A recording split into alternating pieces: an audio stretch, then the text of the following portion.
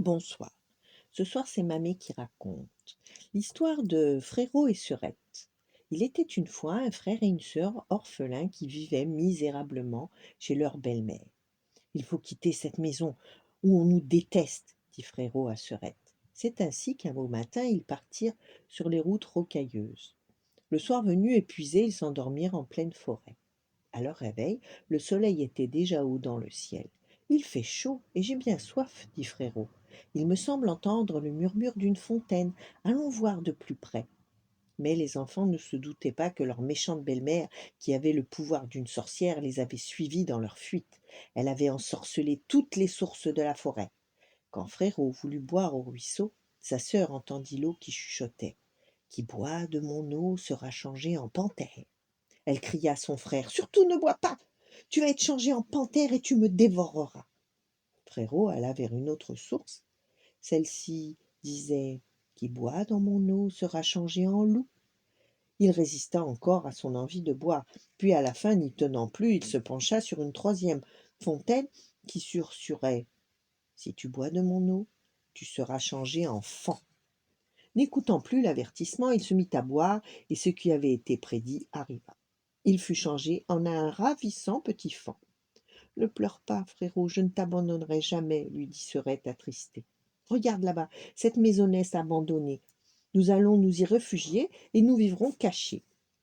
Puis elle confectionna une litière moelleuse avec des feuilles et de la mousse, et chaque matin, elle partait cueillir de quoi manger dans la forêt. Comme la vie aurait été belle si Frérot avait encore eu son apparence humaine. Il advint que le roi mena une grande chasse à courre dans la forêt. Le son du cor fit bondir de joie le faon. Il supplia sa sœur de le laisser aller voir les chevaux et les chiens, et il lui promit de ne pas se faire attraper par les chasseurs.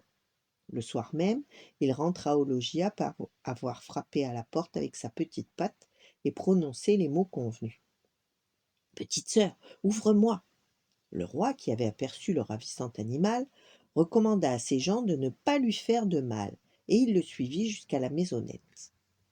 Il l'entendit frapper et parler de sa douce voix. Alors le lendemain, devançant le faon, il frappa à la porte et dit. Petite sœur, ouvre-moi. Sœurette ouvrit sans méfiance, et devant elle se trouvait un beau jeune homme coiffé d'une couronne d'or.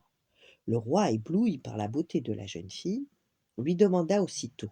Acceptez-vous de venir vivre avec moi dans mon château et de m'épouser? La jeune fille, très émue, donna son accord et ajouta. Mais il faut emmener avec nous le petit faon, car il ne me quitte jamais. Qu'il vienne avec nous, dit le roi, et il la conduisit au château, où leurs noces furent célébrées en grande pompe. Ils vécurent heureux tous les trois, car le petit faon était choyé, dorloté, il gambadait ligrement dans le parc du château.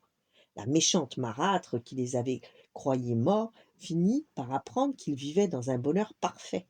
Le temps passa, et la jeune reine mit au monde un beau bébé, alors que le roi était à la chasse. La marâtre, qui voulait se venger, s'introduisit au château en compagnie de sa fille, qui était fort laide, et toutes deux déguisées en femmes de chambre, elles préparèrent un bain bouillant pour la jeune reine, et elles l'enfermèrent dans la salle de bain pour la faire périr étouffée par les vapeurs. Puis la vilaine fille se coucha dans le lit de la reine en prenant soin de remonter bien haut les couvertures. Lorsque le roi revint de la chasse, il désira voir son épouse et son enfant. La vieille marâtre lui barra le chemin. Ne la réveillez surtout pas, majesté. Elle est lasse comme une jeune maman. Mieux vaut ne pas la déranger. Le roi se retira sans savoir qu'une autre femme s'était glissée dans le lit de son épouse. À minuit, une apparition ressemblant à la reine entra dans la chambre.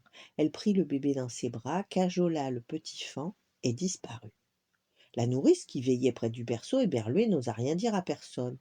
Plusieurs nuits de suite, l'apparition revint à la même heure, fit les mêmes gestes, sans prononcer un seul mot. Puis une nuit, elle pénétra dans la chambre et se mit à parler ainsi. Comment va mon enfant? Comment va mon faon? Je reviendrai encore une fois et ce sera la dernière. La nourrice, fort effrayée, courut tout raconter au roi.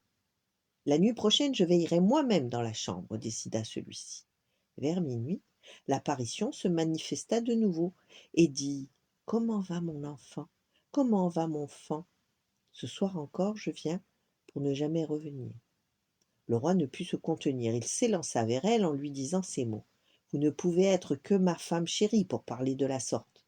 Et au même instant, la reine recouvra la vie. Les gardes se débarrassèrent des deux horribles femmes, et le petit faon retrouva sa forme humaine, car l'ensorcellement était brisé. Et Frérot et Sœurette vécurent heureux ensemble jusqu'à la fin des jours. Voilà, bonne nuit, faites de beaux rêves, et à demain.